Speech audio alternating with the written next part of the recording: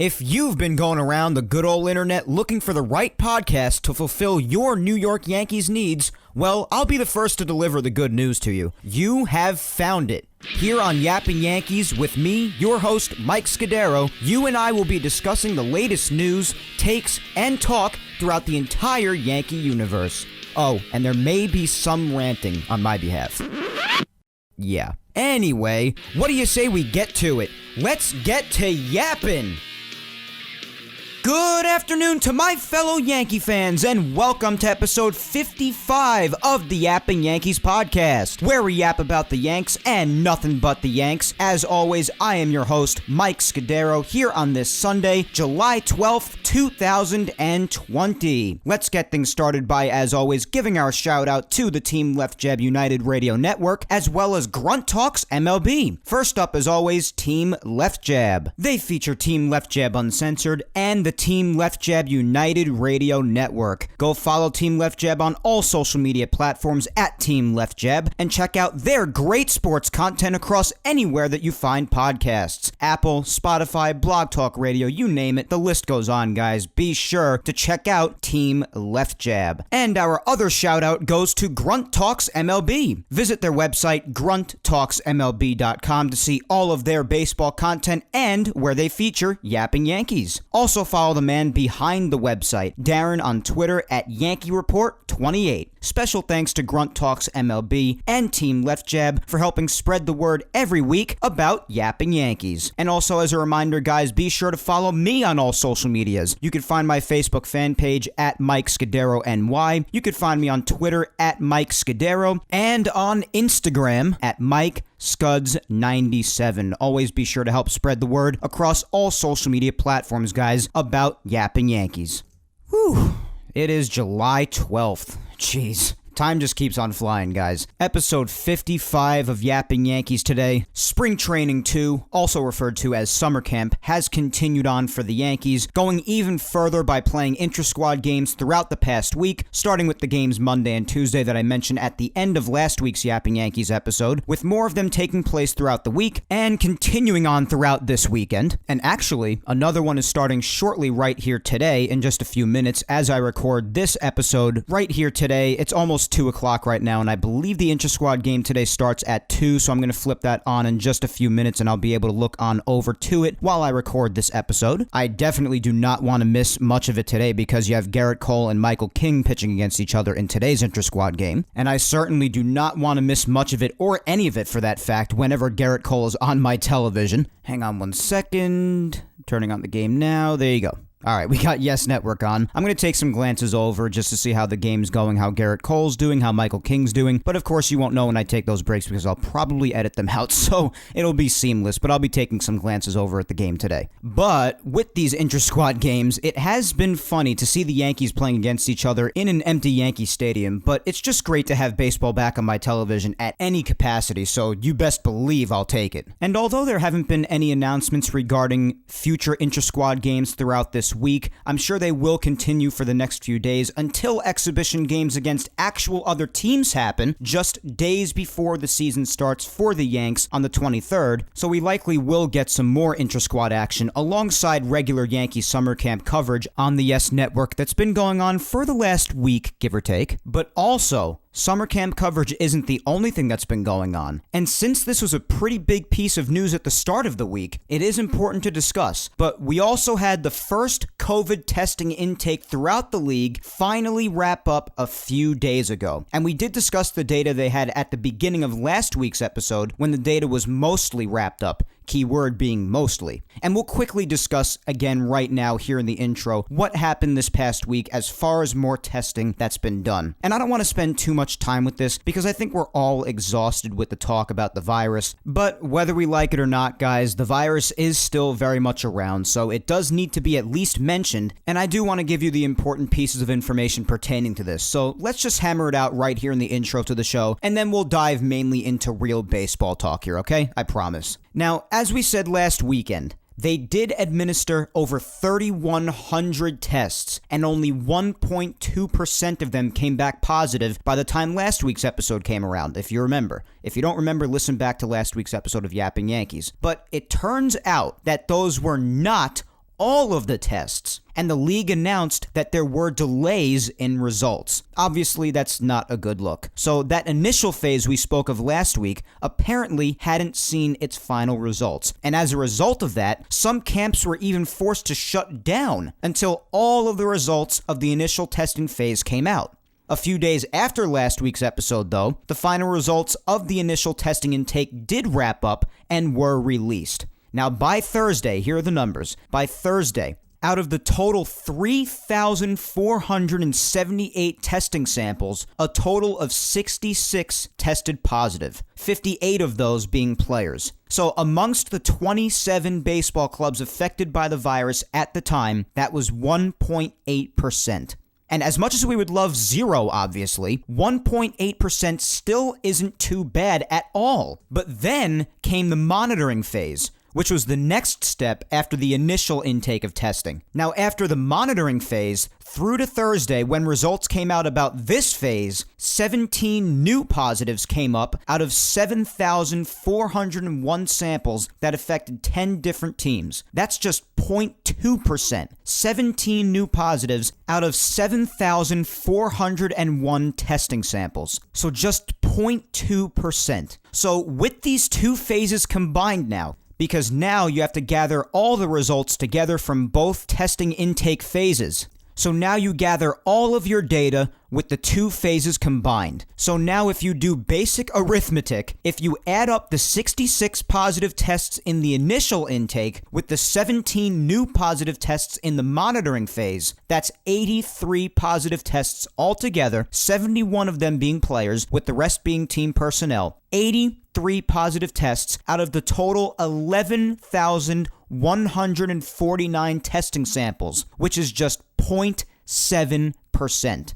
And within those results, 28 of the 30 baseball teams throughout Major League Baseball have at least one positive test. So if those teams keep the couple of guys who tested positive under proper protocol and take necessary precautions, you hope they can rid their teams of the virus completely. That's the goal, right? They're trying to play the game they love while also remaining as safe as possible. But as I said earlier, that's a pretty damn low percentage. 0.7%? And obviously we hope this number creeps down to zero as time progresses, but this freaking virus spreads like a wildfire. So I just hope they continue to try and take precautions the best they can and keep that percentage on the lower side. So that's the data with the two phases thankfully now wrapped up. You certainly do not want to see delays in the testing processes. That's the last thing you need. And of course, as time goes along, tests will continue to be done and they'll stay on top of this. But only 0.7% positive tests out of well over 11,000 samples? Just 83 positive tests out of over 11,000 samples? I'd say that's pretty freaking good. And definitely not a friendly piece of information to those on social media strangely going around and saying the season's not happening. It's not happening, I'm telling you.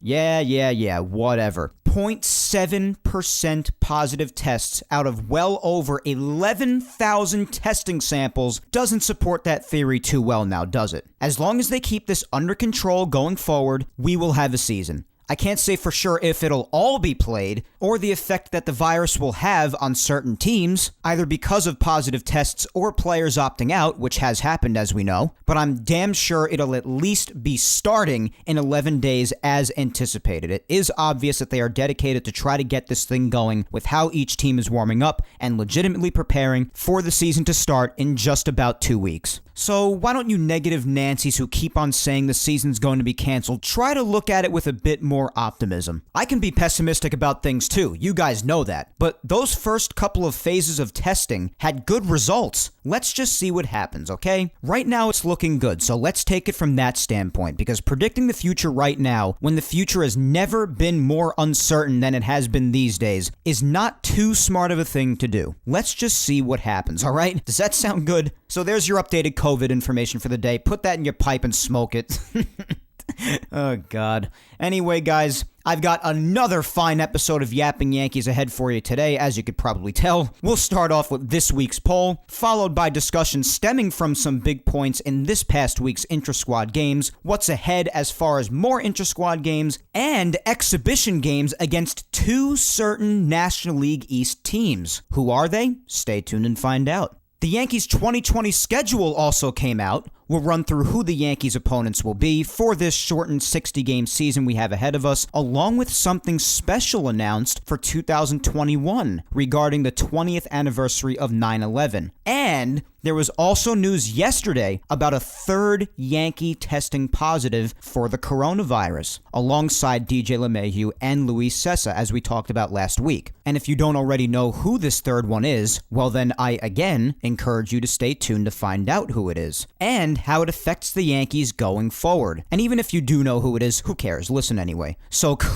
clearly, we've got some things to discuss, huh? What do you say we get into all of it? We'll kick things off, as always, with this week's poll on Twitter and Instagram. That was some British accent, huh? Twitter. All right, before I keep on doing strange accents, let's just move on to the poll. So this week's question on Twitter, we'll start there as always. This week's question is, if need be, who would you rather see getting a shot at second base in DJ LeMahieu's absence? And of course, comment below with your thoughts for a shout out on Yapping Yankees. The two choices are Tyler Wade and Thairo Estrada. Now, the reason I did this poll, and I actually almost did another one, having to do with the pitching rotation if the Yankees needed pitching help, I was going to ask the question, who would you rather see called upon, Michael King or Clark Schmidt? Regardless of who's on the 40-man roster or not, who would you rather see called upon? Because in this past week's intra-squad games, we know that both Michael King and Clark Schmidt have looked very good. Clark Schmidt pitched twice, once on Monday and then another time yesterday, and then Michael King pitched the next day, and now he's pitching today again against Garrett Cole. And both young arms, we know that they've both looked promising in the past from when we saw them in spring training 1 months ago before the coronavirus pandemic put a stop to everything, but we've also seen their talents even more within the last few days in these intra-squad games. Now, obviously, intra-squad games probably mean even less than regular exhibition games against other teams, but that also depends who you are, because if you're Michael King and Clark Schmidt, you're probably facing the intra-squad lineup on the Yankees that contains a lot of the big guns that are usually in the everyday Yankees lineup during a regular season game. So in that case, it is a big deal, and it is important when you show off what you got and you do really, really good against the big guns on the Yankees team, but it is still just an intra-squad game at the end of the day. But again, obviously, as I just said before, showcasing what you got against the big Yankees guns is still important to me. So given what those two did, Clark Schmidt and Michael King, both great young arms in the Yankees system, but given what those two have done within the last week or so in these intra-squad games, what we've seen out of them, I was going to create a poll question based on them. If the pitching were to call on another arm, which would you rather, Clark Schmidt or Michael King? But with DJ LeMahieu testing positive for COVID-19, as we know, since we spoke about that on last weekend's episode, until he is cleared to work out and return again, it was also mentioned throughout the week, as it should be, that there is an opportunity for someone to take over at second base in his absence. And of course, the two main names thrown around in this discussion were Tyler Wade and Thairo Estrada, hence this poll. And in this last week, both of them have also played a good amount. And of course, we don't know exactly when DJ will be cleared to start working out and coming back. And we spoke about Boone saying that he probably wouldn't need that much time to get back into it because of how much work he put in throughout the pandemic, but he will still need to get ready again, at least a little bit. So regardless of how much time he misses, whether it be a week, 2 weeks, maybe even longer, hopefully not that much longer than that, especially given how shortened the season already is to begin with, but regardless of how much time he misses, if any, if need be, again, the question is, who would you, amongst all of us fans in the Yankees community, who would you rather see getting a shot at second base in DJ's absence? Again, Tyler Wade or Thairo Estrada. Now, hundreds and hundreds of you voted on this poll, so decent sample size, I'd say. But more or less, I think the results still speak for themselves. And this is crazy. I'm not even sure if this has happened before. If it has, maybe once or twice more at the most, but I'm really not sure it's happened before. I don't think it has. But listen to this. The results for this Twitter poll ended in a tie, a dead tie, 50-50. 50% of people voted for Tyler Wade, and 50% of people voted for Thairo Estrada. A dead tie. That's crazy. Now, I'll give my take on this really quick. Personally, and you'll hear some people echoing this in the comments, but I felt this way long before reading any comments, and I stick by it. But I like Tyler Wade. I really do. Don't get me wrong. I think Tyler Wade is fantastic in defense and definitely a very versatile player. He can play in many different positions and do it very well. And these days, I think multi-position players are valued very highly. So in that sense, Tyler Wade is very important. You want to be able to put a guy at multiple positions. That's very, very helpful. It's a great quality to have in a player. Not to mention how freaking fast the guy is. The guy runs like a lightning bolt. He's probably amongst the fastest players I've seen. The guy's a bullet. Good defense and lethal on the base paths. But offense has never really been too much of a strong suit for him. And I think that's what turns some people off. But one thing's for sure. We have seen much more of Tyler Wade than we have of Thairo Estrada. And because of my curiosity with Thairo Estrada, the fact that he's healthy now and he can take over for DJ in this opportunity, I want to see what he's got. The kid has talent. He's gone deep a couple of times in these intra-squad games, and I don't want to look too much into the intra-squad games because, again, they're just that, intra-squad games. But I do still want to mention some big things that happened in these games because, they still happened. And I think they're worth looking into or discussing at least a little bit. Like, even later on in Yankees news, when I run through some talking points throughout the intra-squad games, I'm barely going to be spending any time on each intra-squad game, but at the same time, I'm still going to be briefly discussing some big things that happen in the games that are worth talking about, because they did happen, and they're at least worth mentioning. But in any event, Thairo Estrada in the major leagues has only had 69 plate appearances, 64 at-bats. We haven't seen much of the guy. He does seem like a very capable hitter at the plate, so I do think he has that over Tyler Wade, even though, again, granted, we have seen much more of Tyler Wade, so it's a much smaller sample size of Thairo, so it might not be completely fair to make that comparison. But based on what we've heard about Thairo Estrada in the past, what we saw from him briefly last year, and maybe even in these intra-squad games, going deep a couple of times, maybe it's time to give the kid a chance. And he's also respectable at playing defense. So with those facts combined, along with the fact that we already pretty much know what Tyler Wade is made of and which role would suit him best, we don't really know too much about Thairo Estrada as far as physical evidence in playing major league games. And maybe that's all the more reason to give the kid a chance to see what he's got. I want to see him continue to carry on the word of him being good at the plate. I want to see him continue carrying on his defensive capabilities. And truth is, while I do feel Tyler Wade is a talented player, I do feel that we now know what suits him best at this point. And right now, I feel like Tyler Wade could be a lethal force off the bench, as a pinch runner, as a defensive substitution in the field wherever you need him to go, because again, he's very versatile. He'll go anywhere you need him to. That's a great quality in a player. Off the bench, defensive substitution, pinch runner. I think he is a lethal force in that sense. I love Tyler Wade for those roles, but being given a chance, I think it might be Thairo Estrada's turn. Let's see what the kid's got. Now, despite my opinion, I do think the Yankees are going to go with Tyler Wade. I think they just really love Tyler Wade. And I don't have a big problem with that. It's just that at this point in time, I would like to see Thairo Estrada get a chance. But I do think the Yankees are going to go with Tyler Wade. Despite my opinion, I think they will go with Tyler Wade, if need be, because I do think they very much value his versatility, his speed, and they've spoken about all this in the past already, how much they value Tyler Wade as a player. Not that they don't value Thairo Estrada, but they just really seem to be big fans of Tyler Wade, and that's fine. The kid does have his talents. But also I think it might be appealing for some because, of course, and everyone loves to mention this, the Yankees for some time now have been short a left-handed bat, and Tyler Wade also provides that. He's a left-handed hitter who throws righty. So hitting left-handed might also be an appeal to some people. Now, personally, I do somewhat value the left-handed hitters in the lineup, and I do know that you need, to a certain degree, to have that mix of righties and lefties. However, with how killer the Yankees lineup has proven to be in recent years, I tend to not be so over-obsessive about that because, obviously, the Yankees have had a vast majority of righties, and look how killer the offense has been. Not to say that lefties aren't important. Again, I do value that to a certain degree, though. I do not over-obsess about it like I feel some others do, though, because of how killer the Yankees offense already is. So, all in all, after me giving all of my takes about this, although I do like Tyler Wade and I do think the Yankees will ultimately go with him, I would like to see Thairo Estrada get a chance. But again, this is crazy. A 50-50 dead tie in the Twitter poll results between these two choices. So let's hear what people have to say down in the replies. We'll maybe read about 15 to 20 of them, as we usually do. Then we'll move on to the poll on Instagram, followed by Yankees news. So let's start off the Twitter replies with @TeganGram23, and Tegan says, I love Tyler Wade, but I would love to see some Thyro this season. Great promise in him, and we've already seen Wade. I'm curious to see how Thyro does. Yeah, Tegan, me too. As you just heard me say when I gave my take on it, a lot of it's just curiosity. We majorly know what Tyler Wade is made of already, so let's see what Thyro's got. I totally agree.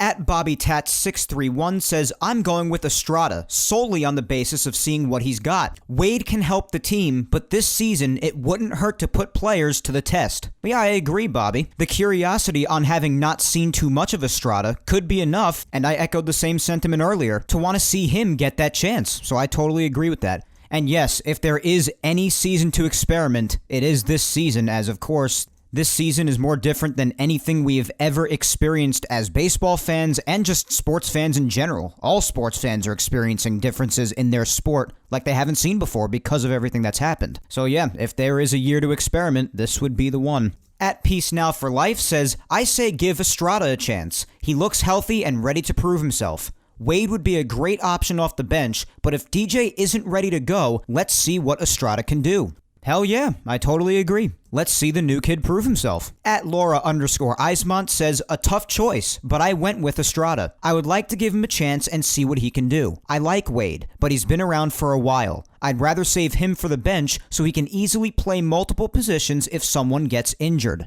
And yeah, you know from before, that's partially my reasoning too. And that's probably why also the Yankees will pick him over Estrada ultimately. But the fact that he can play multiple positions, like you say, Laura, that could work in the favor of him coming off the bench whenever they need him. While Estrada is the primary replacement at second while DJ's out. And Wade could work as that lethal force off the bench as a pinch runner, a defensive substitution, as I said earlier. So yes, I completely agree with your reasoning. And yeah, none of these Estrada picks are any digs at Wade. It's just, again, like so many people have said, we know what Wade is made of up to this point. Not that it's a bad thing, but for good reason. A lot of people, including myself, just think that a bench role for Wade right now would probably suit the team better. You want everybody to get a shot, but if it comes down to two names, you're going to have to pick which one you'd rather. So yes, Laura, especially because you could substitute him anywhere defensively, or you could put him on as a pinch runner if he's coming off the bench. Those very reasons, him being versatile and having incredible speed, while as you say, would be incredibly valuable coming off the bench, along with the fact that the Yankees just know him better up to this point, as we've said, will probably give Wade the ultimate edge to be that DJ replacement over at second base until DJ comes back though. But I completely agree with your thinking. Up next is @LittleGel, and Gel says, Wade. I'm not ready to crown Estrada with 69 at-bats. Plus, Wade is fast as bleep. There's another word there. I'm going to substitute it with the word hell. How about that? Because we don't curse on Yapping Yankees. We know that. So I'll rephrase that sentence to plus Wade is fast as hell. Better? Yeah, I think it's better.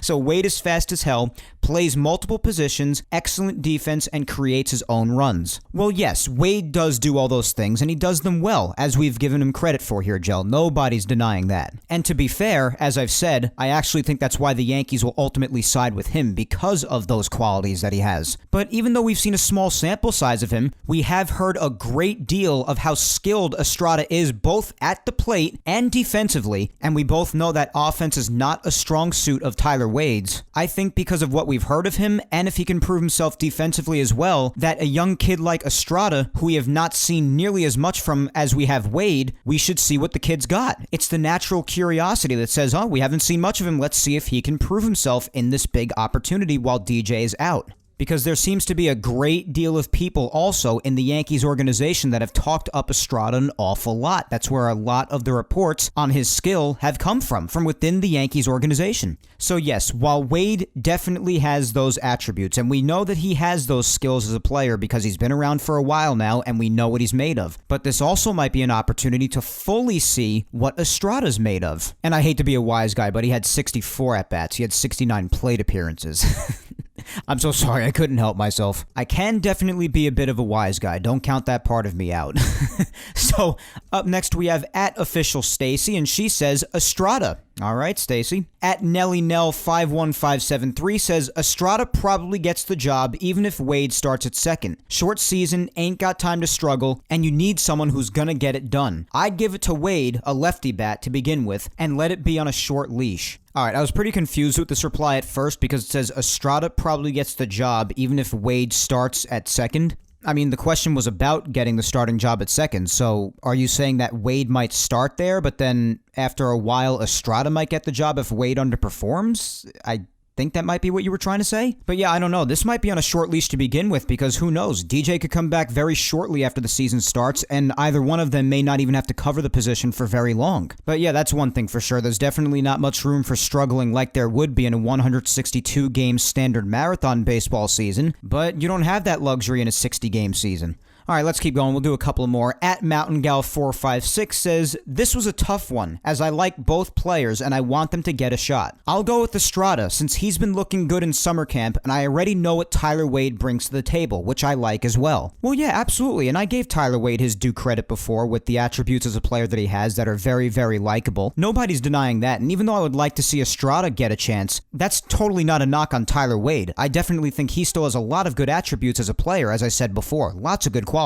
But yeah, as you said, and I agree, and I did mention it before, Estrada's gone deep a couple of times in these intra-squad games. He's looked really good. He's looked good on defense. And the fact that he's finally healthy now, and we all know what Tyler Wade primarily brings to the table now, but we don't know as much with Estrada, you might want to give Estrada the chance. At Laker477 says, Estrada, Wade is much more versatile coming off the bench late in the game. And yeah, I agree with that. Part of what I said before with the defense's substitution, or if you want to use him as a pinch runner when you really need to run to score on a gapper or a base hit, or maybe you need to steal a base to get into scoring position late in the game to get a vital run across home and win the game, especially in a setting like the playoffs when every run is crucial. Yeah, as I said before, there really aren't many better in baseball than Wade at that. His speed changes things, and again, saying that you want Estrada getting the chance at second base is not a knock on Wade. I think I have more than given Wade his credit when it comes to his qualities as a player. But I do agree, in a role like that, he could be lethal. Then up next we had at Yankees Guy 93 says, Estrada, Wade is better used as a bench guy and not in a starting spot.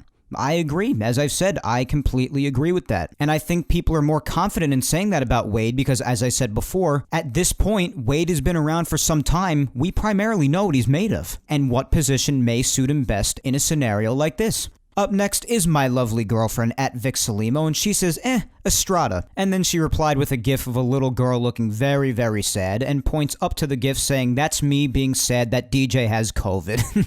Oh, listen, we're all sad too. DJ is a vital part to this team, and if 2019 didn't make that point, then I don't know what will. DJ was one of the best pickups, I think, in recent Yankees history. And I will forever pat myself on the back for defending the signing of him when everybody wanted Harper and Machado, and I went out and said, give DJ a chance. Give him a chance. I did used to follow him a bit in his days in Colorado. Great Gold Glover. He was solid at the plate, but everybody likes to bring up, the Coors Field effect. Coors Field. Give the guy a chance. He's a talented guy, great defender, and he hits to get on base, which I thought would be a breath of fresh air for the Yankees lineup. And what happens? Well, it's self-explanatory. Watch almost any game from last season and you tell me what you think about that signing. So I think that'll always go down as one of my better takes of all time, defending the DJ signing. But yes, Vic loves DJ a lot, as do we all, and she's very sad like the rest of us, but again, hopefully this discussion will not even have to last for long, and hopefully he's back soon, as close to opening day as possible. Then we had at NYYFanForever96 saying, I think Thairo Estrada. I would save Tyler Wade for the 10th inning where the runner at second rule exists. That's a good one. Now that would be A+ right there. I completely agree with that. I think that was literally created for Tyler Wade. Definitely could be a part of his responsibility coming off the bench. At Gruds2 says, need a lefty bat. Wade could put up good numbers if he gets the chance. I think Wade could put up decent offensive numbers, maybe, but as we said before, offense is not really Wade's strong suit, so I think he would do okay. And as I said before, although I do to a certain degree acknowledge the importance to mix righties with lefties in a lineup, I'm not one of those to go crazy over that when it comes to the Yankee lineup because of how killer the lineup already is. So I'm not going to go crazy when it comes to incorporating lefties into a lineup, especially not one in Tyler Wade who's not really known for his offensive capabilities. But I suppose I understand why some people think it's so important to include lefties. And I do too, but just to a certain degree, especially given how good the Yankees lineup already is. At DanB6237 says Estrada, but Wade would be a good pinch runner if it goes into extra innings. Yeah, that's similar to what was said a few replies ago about him being a good placement at second base in extra innings with the runner on second rule instilled. So yeah, I agree on both counts. All right, let's finish up with at Laura_Navins, and she says, we've already seen what Wade has to offer. He's okay. Estrada is finally healthy and could definitely be a difference maker. I totally agree, Laura, and if he continues to hit the way he has in these intra-squad games and continues to prove himself valuable even defensively, although I do admit the Yankees will probably side with Wade ultimately, it would really be hard to not give Estrada that starting job while DJ's out. And as I said throughout these replies, and even when I gave my own take before I even started reading the replies, I think that substitution late in the game or throughout a game off the bench maybe would be a much better fit for Tyler Wade currently. And let's see what Estrada can do, especially if he continues to prove himself in these exhibition games. But as for Twitter, that's all for today with the replies. As always, thank you all so much for the poll interactions on there. Let's head on to Instagram before we wrap up this week's poll segment and get to some Yankees news. And obviously, on Instagram, the same question applies. If need be, who would you rather see getting a shot at second base in DJ's absence?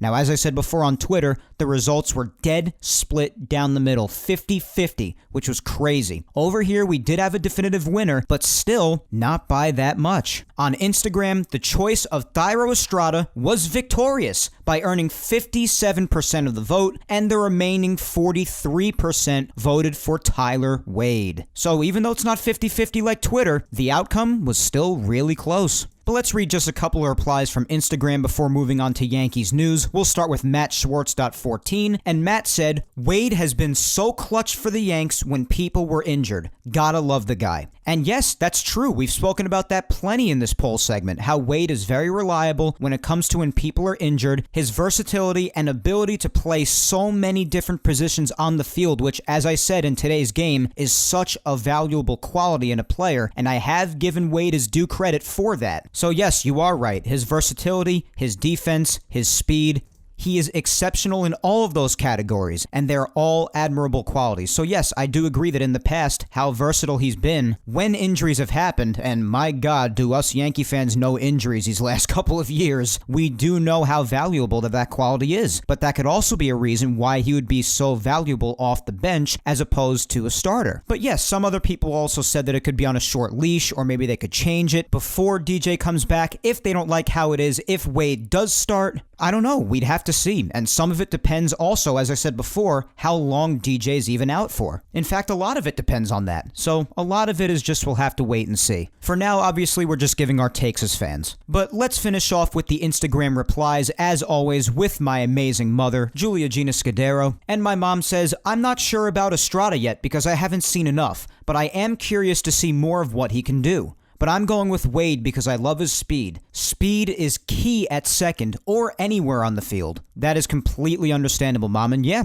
you're the prime example of maybe having that curiosity take over. The fact that you haven't seen a lot of Estrada yet may make you want to see what he's truly made of if he can prove himself. And this is the opportunity to do it. But yes, you cannot overstate the importance of speed, especially in today's game when the game is so home run oriented and power driven, which is fine. But because of that, in the last amount of years, baseball has changed. Many years ago, as we know, it used to be get on base, maybe even bunt the runner over to second, and then drive him in any way you can. And again, not that there's anything wrong with it, but with a great deal of today's players, a lot of it is just try to hit the ball as hard and far as you can. Just try to hit bombs. And that's why, and understandably so for some people, the element of Wade's gameplay may be like a breath of fresh air. A speed-oriented guy, really good at defense. When he gets on base, he does everything he can to try to get home and score that big run that might be needed in a crucial point in a huge game. But again, as I and many others have said, that's also a quality that could be done from the bench effectively. While someone whose time it might finally be to prove himself, Estrada, who looks good defensively and especially so far, albeit having a much smaller sample size than Tyler Wade, proving himself offensively, which Tyler Wade has mostly not done in a much bigger sample size. So yes, while obviously an argument can be made for either side, I think, in my mind, the one who gets the edge here, as I've explained ad nauseum throughout this poll segment, is Thairo Estrada. And it does seem like it was a damn good question, because if you look at both social media platforms, especially Twitter, where the results were straight down the middle, 50-50, only Instagram gave Estrada that slight voting edge, and not even by that much. 57% against 43 on Instagram, and Twitter split right down the middle, 50-50 exactly. So, good question this week, and definitely a lot of good input from all of you in this poll segment, and I think everyone on both social media platforms gave solid reasoning for whatever their choice was. But those are this week's replies for the poll on Twitter and Instagram. As always, I want to thank you guys so much for taking the time to join in on the fun with this week's Yapping Yankees poll. I greatly appreciate all the interaction, guys. You know that, and you know the drill. If I wasn't able to get to you this week, just keep on replying to the polls each week, and I'll definitely get to your response on another poll in the future. You know I do my best to get to absolutely everybody, but unfortunately sometimes it's just not easy to get to everybody. But do not let that make you lose hope, my friends. Just keep on commenting, and I promise I'll get to you. But without further delay, we're already a good amount of time into this episode. Let's keep things rolling right here on episode 55 of Yapping Yankees and touch on all that has transpired throughout this past week in Yankees news. Starting with the release of the Yankees 60-game 2020 season schedule. That's right, we can now finally see who the Yankees will be taking on this season and when, as they'll face their Eastern opponents in the American League and National League Eastern divisions for the regular season. So let's run through their opponents, and I'm actually, this might surprise some of you, but I'm actually going to hold off on giving my prediction for what I feel will be the Yankees' final record come the end of the season until next week's episode, since next week's episode will be the final one before the start of the season. So I thought it would make more sense to hold it off until next week and then give my final prediction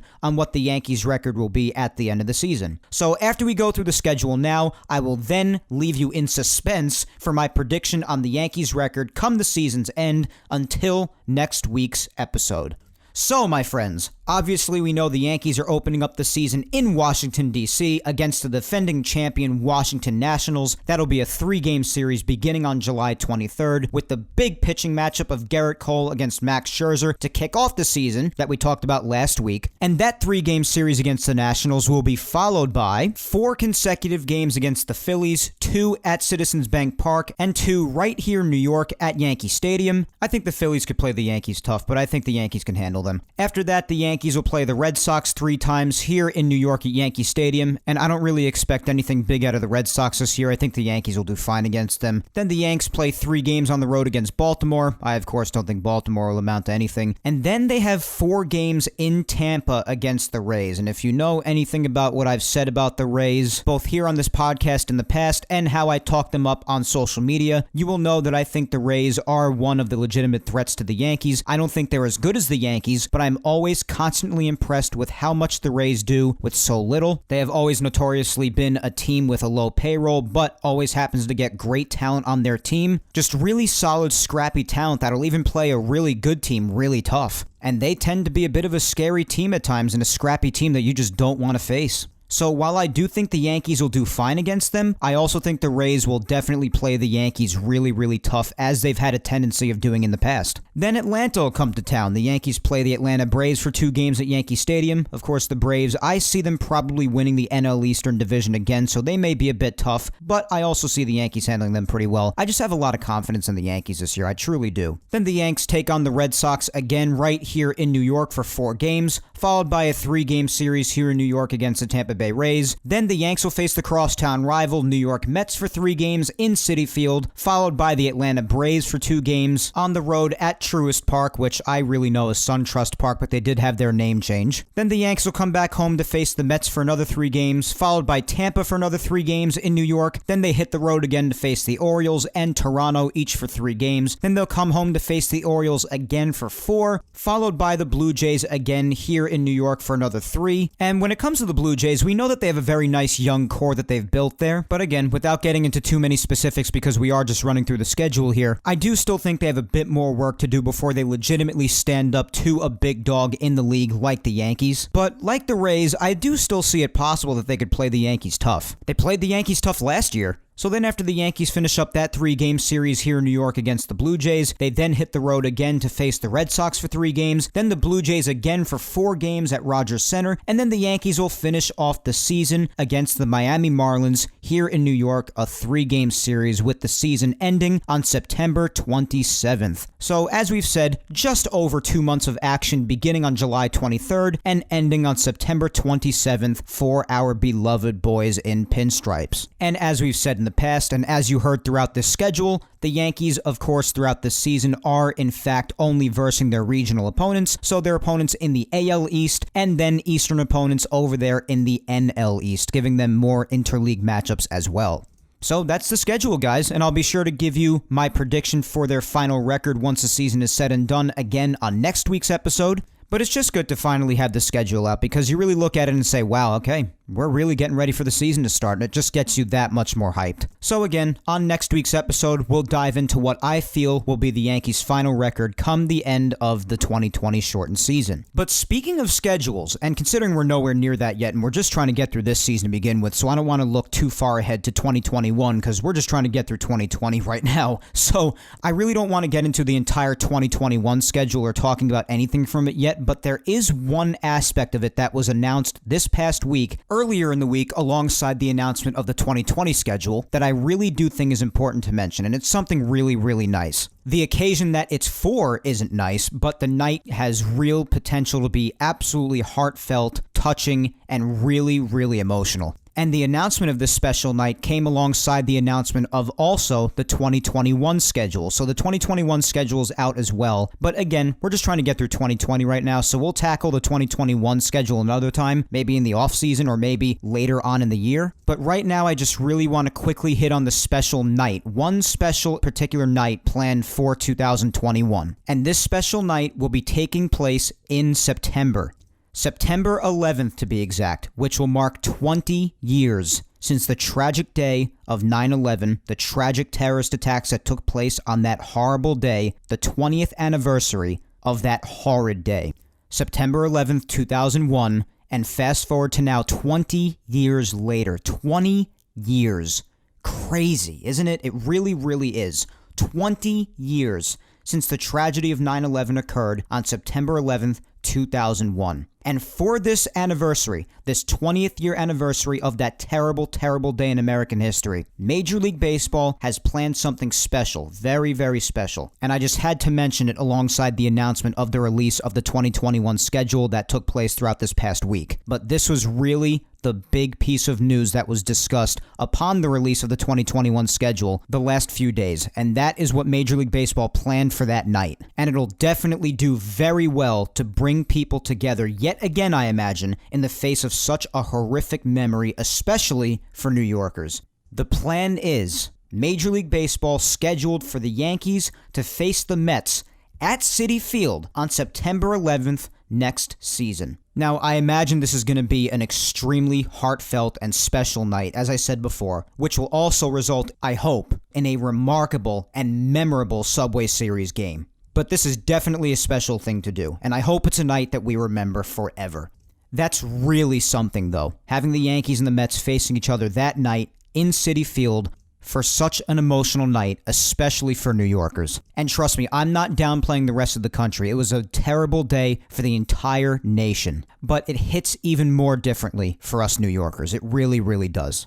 So I just wanted to announce those plans by Major League Baseball. I think they're great plans. I think it was a phenomenal idea to do that for the 9/11 anniversary. A lot of people were saying that they should do that every year. And hey, maybe that's something that they'll do going forward now that people raised the idea of possibly doing that every year. But for now, for the 20th anniversary, what a great idea. And I think it's going to be a night that we remember forever. I imagine whatever they have planned for the pregame will be beyond emotional, and hopefully even after that, as even more of a unifying force for New Yorkers especially, the Yankees and the Mets hopefully have an iconic game after that, just to put a cap on what should be a remarkable night. So kudos to MLB for doing that.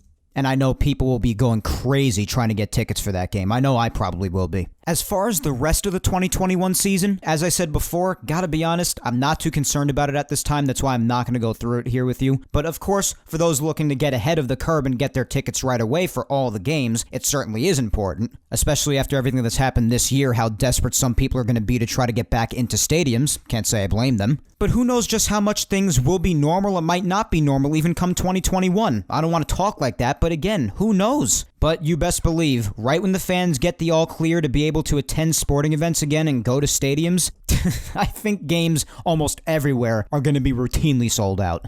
But unless you're one of those people who likes to get their tickets insanely early, the 2021 schedule isn't really unbelievably important right now. Again, we're just trying to get through 2020 right now, trying to see to it that this season is played and completed. So one step at a time, you know what I mean?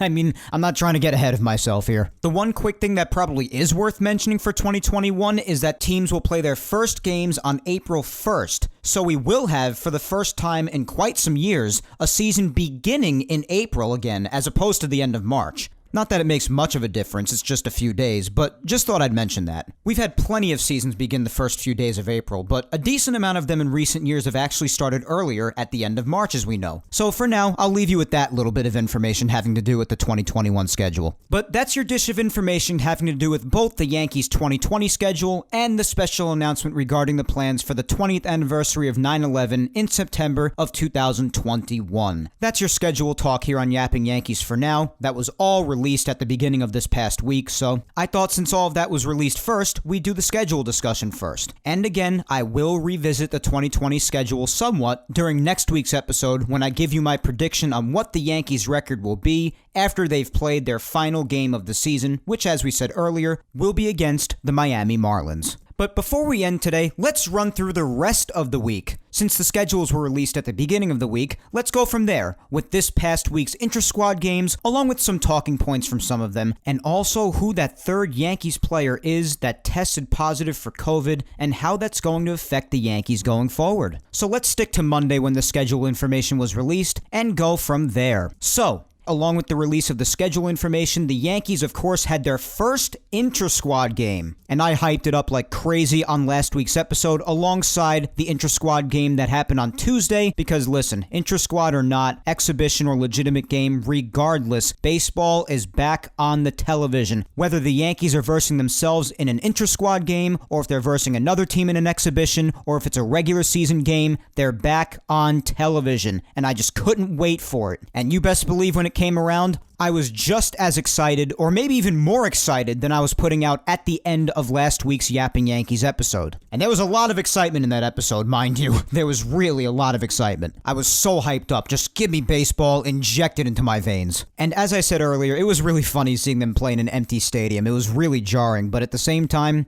baseball is back on TV, and at the end of the day, that's all I cared about. And in the first intra-squad game on that Monday night 6 days ago, just like the rest of the intra-squad games have been like, you have the Yankees against the Bombers. And again, this is really just the Yankees splitting themselves up and forming two different teams to play each other, while they get ready for opening day, of course. So it was the Yankees against the Bombers, as it has been for every intra-squad game so far. And the Yankees are primarily filled, and not totally, but primarily filled with many of the regular and big bats that you would see usually in the Yankees lineup in a regular season game. You know, like Aaron Hicks, Giancarlo Stanton, Aaron Judge, Gleyber Torres, Gary Sanchez, you get the gist. And the Bombers were primarily filled with many of the other players that the Yankees had in their 60-player pool. Some of the regular starters, but primarily the players who usually wouldn't be used in a regular season starting lineup. You get the point. And a big story from Monday night's intra-squad game was how effective Clark Schmidt was. J-Happ also pitched that night, and J-Happ looked really good, which also does good for my take that I've reiterated a few times throughout these last few months about J-Happ, reminding everybody how good he looked for a small sample size, but still how good he looked in Spring Training 1 months ago before the pandemic hit, and how the Yankees were talking him up on just how hard he worked on his craft throughout the offseason. And on Monday, intra-squad or not, he still looked pretty good. But again, the big story from Monday night was the further potential that Clarke Schmidt showed all of us fans with his great fastball that had impressive movement on it and his really sharp breaking pitches. And he was on the side of the bomber, so he was facing the Yankees, where it was primarily filled with many of the regular bats you'd see in a regular season lineup. And yes, granted, the hitters and the pitchers too, they've gone months up to this point. They were working out, but they had gone months without throwing to live hitters, and hitters had gone months without seeing true live pitching. And it is just an intra-squad game, but the Yankees lineup seemed pretty lost in figuring out Clarke Schmidt. And you know something? The guy even pitched again yesterday, which we'll get to later once we get to Saturday, and it was really similar stuff to Monday. Both nights, especially Monday. Really, really impressive breaking pitches, and even a nice fastball that had some solid movement on it. And nobody had any answers for Clarke Schmidt, so he really opened eyes that night, especially my eyes. I was really impressed. And don't forget, this is a guy who thinks that he has the stuff to take on Major League hitting. And the Yankees seem confident in this too. And that makes it all the more incredible how remarkable his stuff is, because Clarke Schmidt has only pitched in college, Single A, and some of Double A. He's never even pitched in Triple A before, and his stuff is this good. This kid is talented. So I think that's something worth noting.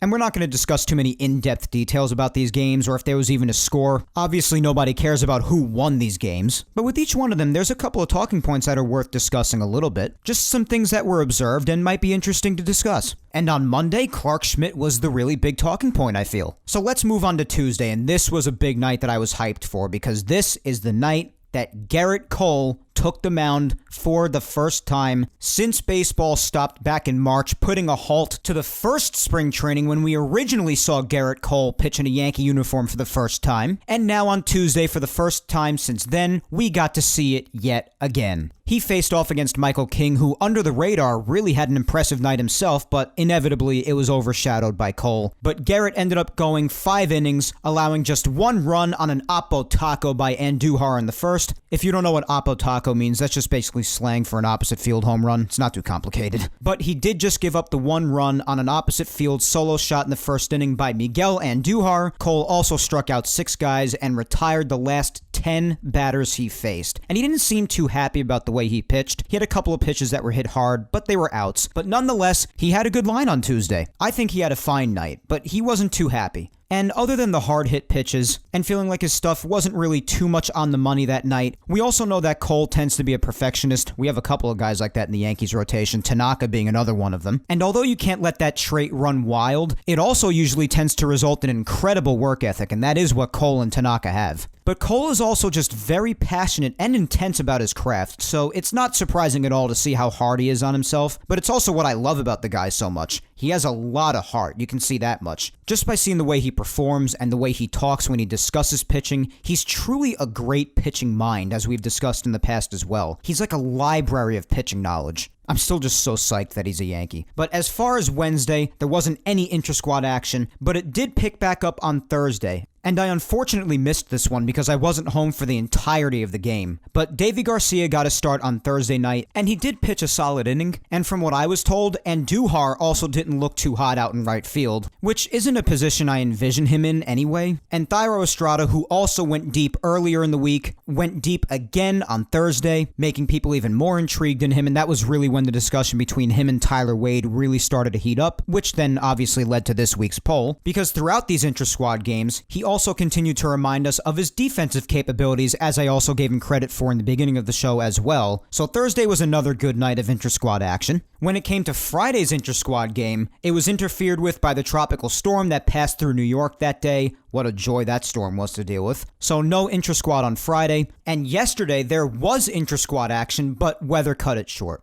So the rain has gotten in the way of some intra-squad gameplay the last couple of days for the Yanks, but at least they still played somewhat yesterday, right? Something's better than nothing.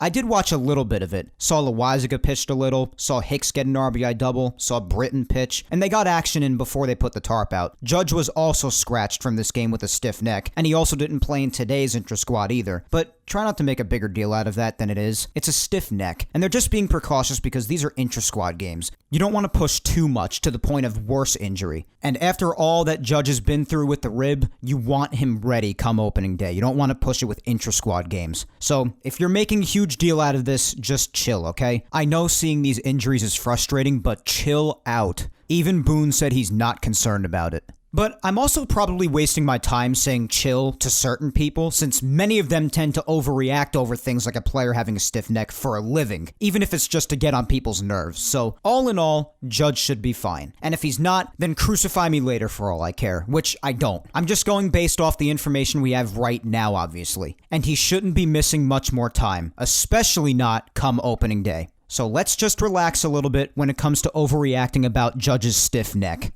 Unfortunately, though, there is a Yankee that will be missing some time. Quote unquote, the foreseeable future, in fact. And that would be, as I mentioned earlier, the third Yankee who tested positive with COVID-19 alongside DJ LeMahieu and Luis Cessa. And this Yankee happens to be one of the bigger names in baseball as he's one of the top closers, Aroldis Chapman. I know, not good news at all.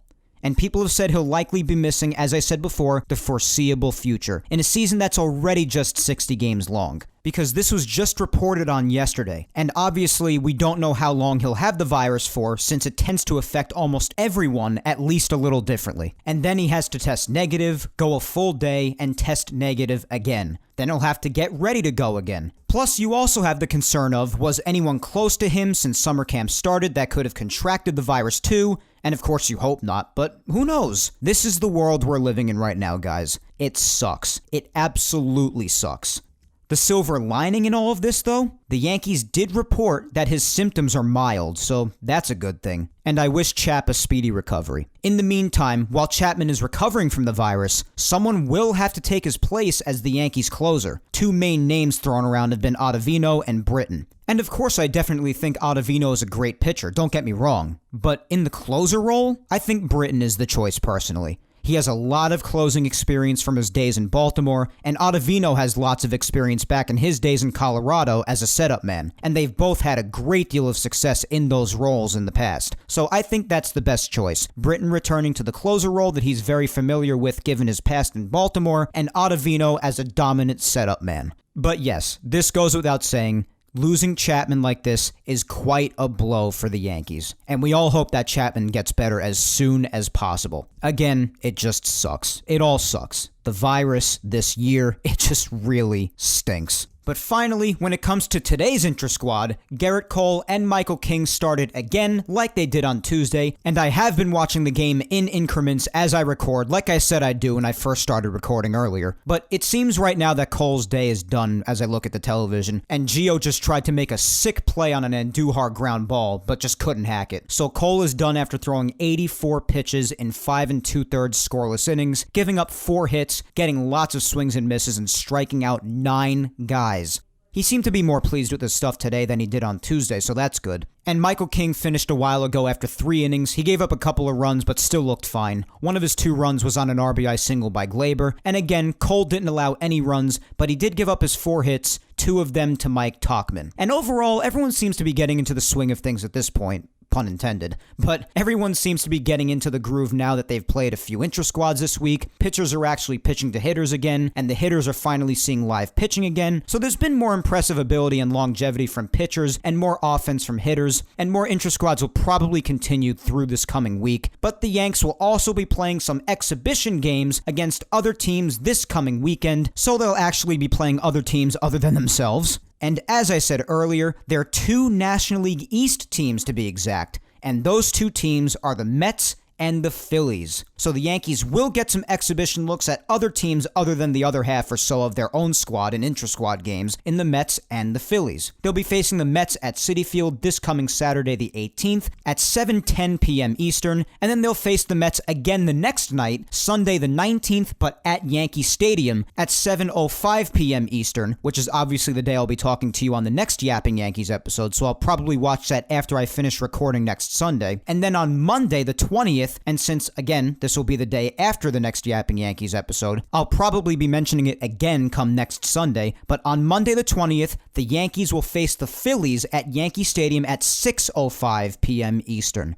just 3 days before opening day in Washington, D.C. We're getting close, guys, and when we talk next Sunday, we'll only be 4 little days from opening day. So with that being said, that is all for episode 55 of Yapping Yankees. One last shout out to Team Left Jab and Grunt Talks MLB. Team Left Jab features Team Left Jab Uncensored and the Team Left Jab United Radio Network. Be sure to go follow Team Left Jab on all social media platforms at Team Left Jab and check out their sports content across anywhere that you find podcasts. Apple, Spotify, Blog Talk Radio, iHeart, you name it, the list goes on. Be sure to check out Team Left Jab. And our other shout out goes to Grunt Talks MLB. Visit their website, grunttalksmlb.com, to see all of their baseball content and where they feature Yapping Yankees. Also follow the man behind the website, Darren, on Twitter at Yankee Report 28. Special thanks to Grunt Talks MLB and Team Left Jab for helping spread the word every week about Yapping Yankees. And please don't forget, guys, to go follow me on all social medias as well. You can find my Facebook fan page at Mike Scudiero NY. You can find me on Twitter at Mike Scudiero and on Instagram at Mike Scuds97. I do hope you SoundCloud, Apple Podcasts, and Spotify listeners enjoyed as always, as well as you YouTubers out there. Don't forget to hit that subscribe button on the Yapping Yankees YouTube channel, and also subscribe and listen to Yapping Yankees episodes on SoundCloud, Apple Podcasts, and Spotify. And while you're at it, listen back to the past Yapping Yankees episodes that you've missed. Episodes 34 up to this one, episode 55, are available on YouTube, and all Yapping Yankees episodes, including today's, are available on SoundCloud, Apple Podcasts, and Spotify. Once again, thank you 3000 for listening from the bottom of my heart, guys. I'm Mike Scudiero, and I will talk to you next Sunday, July 19th, when I come at you with episode 56 of Yapping Yankees. Until then, hang in there, be patient, please stay safe out there, and look out for your loved ones. Have a good week, guys. I'll talk to you next Sunday when we're even closer to opening day. Take care.